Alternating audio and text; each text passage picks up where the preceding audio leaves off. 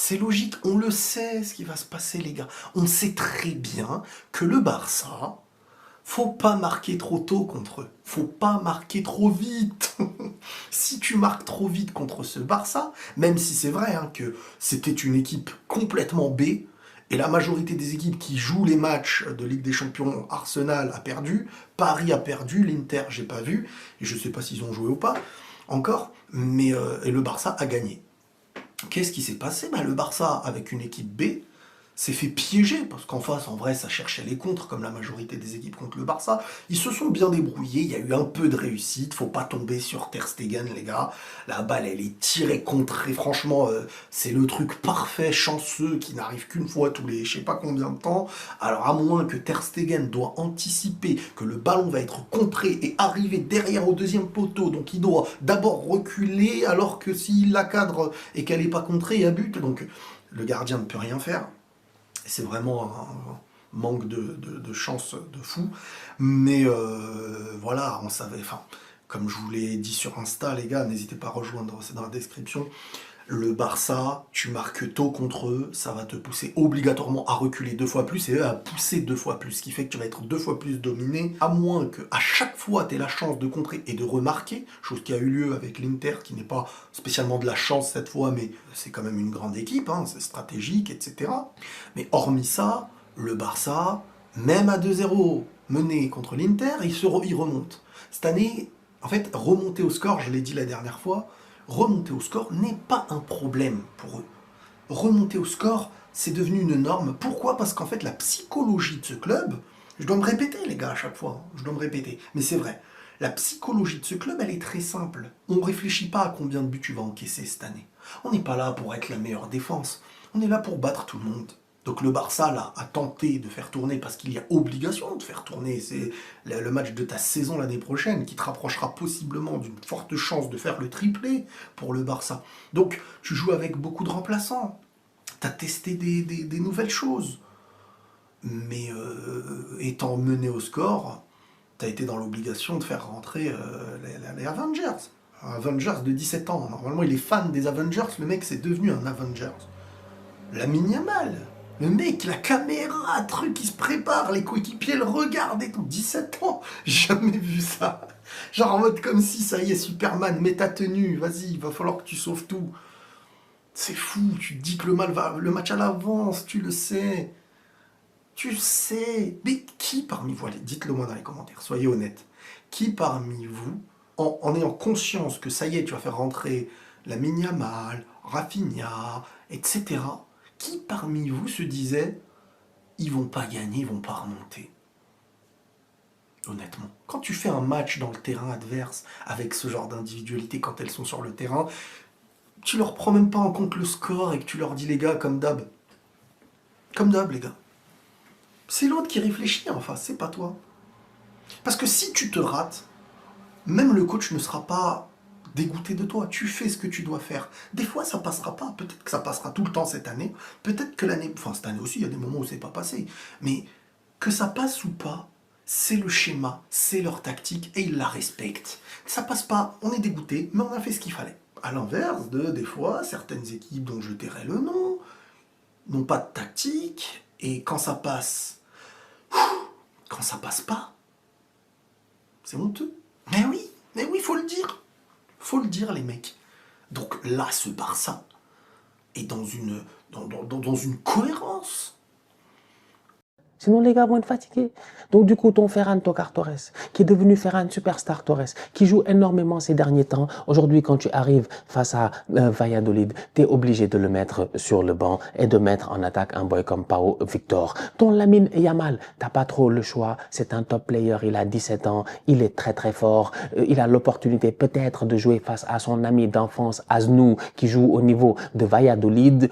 Tout ça, c'est des belles histoires, mais Hansi Flick, ça ne l'intéresse pas. Lamine Yamal doit se reposer. Il a besoin d'un Yamal à 300% face à Di Marco, Bastoni et Mkhitaryan. Du coup, qui joue? Danir. On va l'appeler Danir. Sur son maillot, c'était marqué Danir. Danir Rodriguez. Miskin le pauvre, je sais pas, il s'est luxé l'épaule, il s'est cassé le bras ou quoi que ce soit, il a dû sortir vers l'heure de jeu. Donc du coup, Hansi Flick est obligé de faire tourner aujourd'hui, il n'a pas trop le choix, le Barça doit faire tourner. Donc ça nous permet aussi de voir un tout petit peu le Barça next gen. Le problème au Barça, c'est qu'ils sont toujours en mode next gen, vu qu'ils jouent que sur la next gen. Eux, ils n'ont jamais de génération. Ils ont que des next générations, vu que c'est que des boys de moins de 20 ans qui viennent nous bluffer des coups par-ci, par-là, des Gavi et des Pedri à un moment donné, et tout ce qui s'ensuit. Donc là, on a l'opportunité de voir quelques jeunes, notamment sur le côté droit et sur le côté gauche. Jules Koundé étant blessé, ils sont obligés de faire tourner là-bas aussi. C'est Hector Fort qui joue aujourd'hui. Gérard Martin fait son match, il fait une passe décisive. J'ai d'abord envie de commencer par cela en disant que le Barça a encaissé un but assez vite dans ce match-là. Pour moi, défensivement parlant, ils ont pas mal de lacunes et ça, il faut pas l'enlever. Ils ont pris 3 buts face à l'Inter, mais l'Inter a eu que des demi-occasions pour marquer des buts. Coup de pied arrêté, machin, Dumfries, tout ça. Le Barça doit se gérer. Aujourd'hui, en termes de défense, Martin, il est volontaire, c'est un bon joueur. Je ne dis pas que Martin est plus fort peut-être que moi et puis toute ma famille. Il n'y a pas de problème. Mais est-ce que c'est un boy calibre Barça? Martin, il me donne des vibes à la Montoya. Peut-être les anciens, ils connaissent Montoya du Barça. Montoya. Nous, on a vu ici Montoya. Pas Montoya sur les réseaux sociaux qui court dans comment on appelle ça, l'île de la Tentation, Espagne. Non, non, non, non, non. On parle de Montoya, défenseur latéral au niveau du Barça. Il me donne ces genres de vibes-là. C'est-à-dire un boy qui est un très bon joueur, qui pourrait être titulaire souvent n'importe où dans le championnat. Mais tu te poses des questions réellement, est-ce que c'est un boy calibre Barça? Quand il passe de Baldé à Martin, il y a totalement une grosse différence et ça se voit. Donc du coup, sur le côté, aujourd'hui, je suis désolé, tu donnes trop d'espace aux joueurs de Valladolid. Sors sur lui. Plusieurs fois, j'ai vu des ballons dans le dos de la défense du Barça. Plusieurs fois, j'ai vu les latéraux du Barça ne pas être agressifs. Le boy Martin n'est pas assez agressif. C'est le même problème qu'ils ont eu face à Dumfries. Si tu n'es pas agressif sur le porteur du ballon, tu lui donnes le temps d'avancer, mais il a le temps de réfléchir, d'ajuster. Les autres ont le temps de se positionner. Aujourd'hui, c'est ce qui s'est passé. C'est Araujo qui va venir pour essayer de, je sais pas moi, de contrer le ballon, de faire quoi que ce soit, et puis tout ça pour que le ballon finisse contré dans les buts de Marc-André Ter Stegen. Miskin. Ils ont été menés 1-0 comme ça, les Catalans, j'ai rien compris en fait. On a commencé le match, Ter Stegen, lui, il vient d'arriver, il a pris un but. Ter Stegen qui n'a pas joué de la saison, presque. Blessé. Ces derniers temps, depuis plus d'un mois et quelques, il dit qu'il est de retour, il a envie de jouer. Entre-temps, il y a Wojtek Szczęsny qui est devenu un joueur incontournable, sensationnel, que des top performances, la plupart du temps. En cette fin de saison, Szczęsny, c'est vraiment lui qui a, je pense, le rythme dans le sang. Est-ce qu'on est dans une situation à la Real Madrid, genre Thibaut Courtois, Lounine, où tu peux te dire que parce que Ter Stegen, c'est le numéro 1, il est revenu en fin de saison, il doit être titulaire? Je ne pense pas. Le pauvre aujourd'hui, il n'a pas de chance. Le ballon est contré, je pense qu'il n'y peut absolument rien. Je pense qu'il est battu et il encaisse un but. C'est dommage. Peut-être qu'il aurait pu s'en sortir avec un clean sheet. Malheureusement, ils ont encaissé un but. Mais globalement parlant, Marc-André Ter Stegen n'a pas été mauvais aujourd'hui. Donc du coup, moi, je suis d'accord sur le fait que Martin a une passe décisive. Hector Fort, il n'a pas beaucoup de temps de jeu, mais il est débrouillard. Mais n'empêche que je sens vraiment une grosse différence entre Baldé, Koundé et Martin et Hector Fort. Et à ce stade-ci de la compétition, sachant que tu as l'Inter à jouer dans quelques jours, sachant que tu as un Classico dans une semaine et que le Real, jusqu'à présent, ils n'ont pas encore réellement abdiqué parce que mathématiquement, ils peuvent encore être champions. Rien n'est encore fini, rien n'est encore scellé. Bah, ça m'inquiète parce que je trouve que c'est un Barça qui, même face à des oppositions où ils ne doivent pas encaisser de buts, ils se débrouillent pour encaisser des buts. Depuis le début de la saison, ils le font et après ils marquent plus de buts, donc il n'y a pas de problème. Mais aujourd'hui quand même, c'est quelque chose qui, moi, personnellement, les premières minutes, là, quand ils ont pris ce but, j'ai dit, mais qu'est-ce qu'ils font encore? Qu'est-ce qu'ils font encore, tu vois? C'est dommage. Sinon, mis à part ça, je pense qu'à la mi-temps, Hansi Flick a dû se fâcher. Il a dû sûrement leur crier dessus. Ils sont revenus en deuxième mi-temps et ils ont sorti une top deuxième mi-temps. C'est tout. En deuxième mi-temps, j'ai vu le Barça qu'on connaît. En première mi-temps, j'ai vu un Barça en gestion, tranquille, posé, essayer de gérer le match en se disant, voilà, on va essayer peut-être de prendre les 3 points, ou si on prend 1 point, c'est pas si grave, machin. Lamine Yamal, Rafinha, Ferran Torres avec le gros drap, la grosse doudoune, ils sont assis sur le banc de touche, il fait froid à Valladolid, les gars ont pas trop envie de se bouger et tout. Donc, c'est un Barça qui est un peu dans cette gestion-là. En deuxième mi-temps, c'est un Barça qui joue vraiment au football, qui est dangereux et qui est pertinent. Et pourtant, quand même, en première mi-temps, quand j'y repense, ils se sont créés des occasions. Ansu Fati, ça mène à Ansu Fati, Ansu Mané Fati, C'est un petit en fait en qui j'ai tellement d'espoir, donc je garde encore espoir. Mais je pense que l'année prochaine, en fait dès cet été, il va rentrer à l'école du tocarisme. Moi l'année prochaine, j'en fais un cas personnel. J'ai réglé le cas de Vinicius, j'ai réglé le cas de Ferran Torres, je vais régler le cas de Ansu Fati. Important a été fait On a tremblé, on a eu peur. Comme quoi, il ne faut jamais sous-estimer une équipe de Liga, même quand elle est déjà reléguée. Parce que oui, c'était le cas de Valladolid. Aujourd'hui, c'est une équipe qui, ça y est, officiellement est en deuxième division.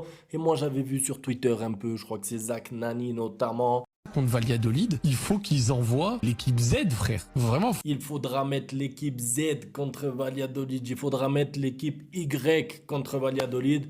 Tu peux pas. En fait, tu peux pas parce que tu n'as pas assez de marge. Si tu avais 6 points d'avance en Liga, 6, 8, 10 points d'avance, ok, équipe Z si tu veux, tu mets même anti-flic sur le terrain. Mais là, avec 4 points d'avance au début du match, tu n'as pas assez de marge pour autant faire tourner. Attention, je dis pas que le Barça ne devait pas faire de rotation, mais les rotations excessives avec des joueurs, t'as pas encore vu depuis le début de la saison. J'ai rien contre lui, Dani Rodriguez, je lui souhaite le meilleur. Mais le pauvre, forcément, premier match avec le Barça, évidemment, il y a un peu de stress. Première titularisation, il est en équipe B. C'est un joueur qui joue en 3e division. Il va falloir qu'il ait des matchs avec le Barça, des petits bouts de match pour commencer, des petits matchs en pré-saison aussi.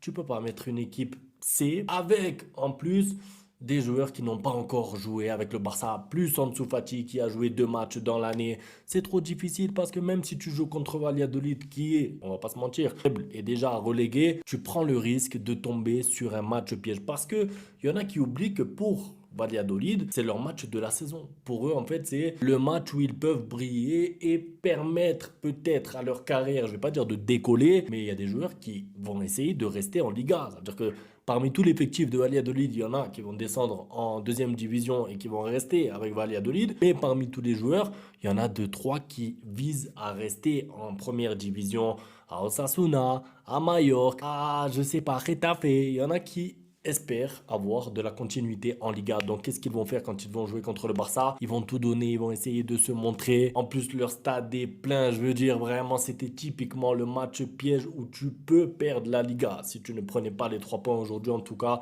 tu avais ensuite l'obligation de remporter le Classico, en tout cas de ne pas le perdre. Vous avez compris, mais bon, Classico, on ne sait jamais. Les histoires d'arbitrage, etc. Donc, rotation, moi, j'étais pour Lamine Yamal sur le banc, j'étais pour Rafinha remplaçant, j'étais pour, mais quand c'est trop, c'est trop. Ça veut dire que 8, 9 joueurs qu'on n'a presque pas vu de la saison, forcément, tu te mets en danger. Quand en plus tu concèdes le premier but, c'est encore pire. Et d'ailleurs, encore une fois, tu prends un but très tôt dans le match. C'est gênant. Alors, le but, il y a un peu de réussite, ou beaucoup. Valladolid, c'est vrai, la frappe déviée.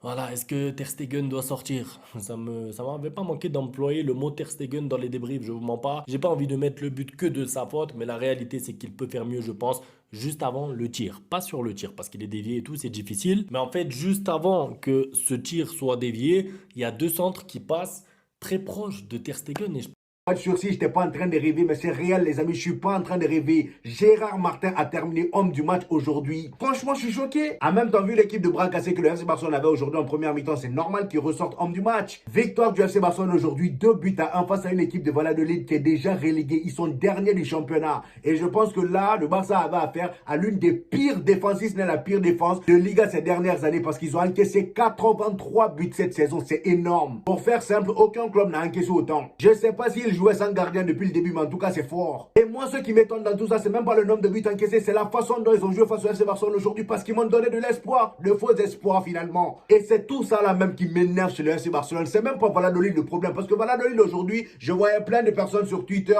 les tomber dessus en disant: oh, vous êtes déjà relégués, vous êtes là à jouer ultra défensif. Parce que oui, les amis, pour ceux qui n'ont pas regardé le match, Valladolid aujourd'hui, toute la première mi-temps, ils ont passé dans leur camp. Quelle première mi-temps? Tout le match, ils ont passé dans leur camp. Ils étaient à 10 dans leur surface à chaque fois que le Barça avait le ballon. Même moi, ça m'énervait un peu parce que j'avais envie de voir un peu de football. Parce que bon, c'était assez ennuyant, faut se dire la vérité. Le match d'aujourd'hui là m'a un peu endormi. À vrai dire, même moi qui parle là, j'avais pas compris pourquoi ils jouaient de manière ultra défensive. Étant donné qu'ils sont déjà relégués et que victoire ou défaite, ça change rien à leur vie. J'ai pensé la même chose que les autres sur Twitter. Je me suis dit là, aujourd'hui, ils vont se faire plaisir. Ils vont jouer de manière offensive, voilà, et pas avoir peur du FC Barcelone. Et en plus de ça, il y avait l'équipe Y du FC Barcelone en phase 2. S'ils avaient attaqué, ils auraient pu gagner. Mais finalement, non, ils ont eu peur. Ils sont allés se réfugier dans leur camp. bon. Tout ça pour me donner de faux espoirs. Cette année, la même, c'est pas notre année. Toutes les équipes qu'on supporte finissent par nous décevoir. Surtout en Liga, Valence même, laisse tomber, c'est les pires. Il y en a eu tellement au cours de la saison. Et aujourd'hui, Valladolid, je les faisais confiance, surtout après la première mi-temps qu'ils nous ont sorti. Ils gagnaient 1-0. Et défensivement, ils avaient l'air solides. Ils étaient bien structurés. Le Barça avait du mal. Surtout que bon, Hansi Flick, étant donné qu'il avait pris beaucoup trop de confiance aujourd'hui, il a sous-estimé l'équipe de Valladolid en proposant cette équipe de Brancassier là. Parce que oui, les amis, il faut se dire la vérité. Les remplaçants qui ont joué pour le FC Barcelone aujourd'hui, là, c'était pas terrible. Ansu Fati, on va en venir. Le nouveau joueur qui vient de la Masia, là, Dani Rodriguez, qui s'est blessé au début du match, là, lui aussi, on va en venir. On va parler de tous les joueurs en détail. Mais parlons déjà du match en soi. Donc, comme je le disais, Valladolid, vraiment, ils m'ont donné de l'espoir. 1-0. Défensivement, c'était solide. Le Barça, voilà, tellement ils avaient du mal. Sur les côtés, déjà, il y avait des joueurs. Ansu Fati d'un côté, Dani Rodriguez de l'autre côté qui stresse. Le frérot, bon, je le comprends, c'est son premier match avec l'équipe 1. Donc, c'est pas facile. Vous voyez, vous avez envie de bien faire. À force de vouloir bien faire, ça pousse à faire des erreurs.